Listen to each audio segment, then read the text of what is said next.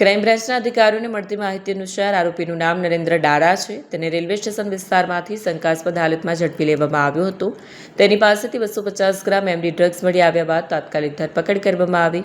પોલીસે આરોપીને કોર્ટમાં હાજર કરીને રિમાન્ડ મેળવ્યો છે. આરોપીને 5 દિવસના પોલીસ રિમાન્ડ પર મોકલવામાં આવ્યો છે.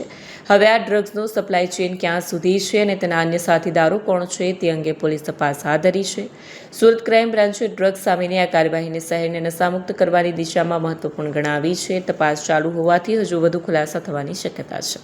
No drugs in Surat city અંતર્ગત સુરત પોલીસ દ્વારા અને સુરત ક્રાઇમ બ્રાન્ચ અને એસઓજી દ્વારા સતત ડ્રગ માફિયા વિરુદ્ધ કાર્યવાહી કરવામાં આવી છે. આવી જ એક ઇન્ફોર્મેશન આધારે સુરત ક્રાઇમ બ્રાન્ચના પોલીસ ઇન્સ્પેક્ટર જયંત ગોસ્વામી અને એમની ટીમના પીએસઆઈ ભાટીને એક ઇન્ફોર્મેશન મળી હતી કે રાજસ્થાનના બાલોતરાનો રહેવાસી નરેન્દ્ર ડારા સુરત શહેરમાં કોઈને એમડી ડ્રગ્સની ડિલિવરી કરવા આવવાનો છે. આ બાતમી આધારે એમણે વોચ ગોઠવેલી હતી અને જેના અનુસંધાને ગઈકાલે એમની ટીમને એક સફળતા મળી. નરેન્દ્ર ડારાને રેલવે સ્ટેશન પાસેથી જે બાતમી આધારે ઓળખી અને અટકાવવામાં આવ્યો હતો. એની પાસેથી 250 ગ્રામથી વધુ સારી ક્વોલિટીનું એમડી ડ્રગ્સ મળી આવ્યું છે, જેની કિંમત અંદાજિત 7.5 લાખ રૂપિયાથી વધુની થાય છે અને એ સુરત શહેરમાં કોઈને ડિલિવર કરવા માટે આવ્યો હતો. એની પૂછપરછ દરમિયાન એ અગાઉ પણ ડ્રગ્સના કેસમાં પકડાઈ ચૂક્યો હતો. 45 ગ્રામ ડ્રગ્સ સાથે રાજસ્થાનમાં પકડાયેલો હતો.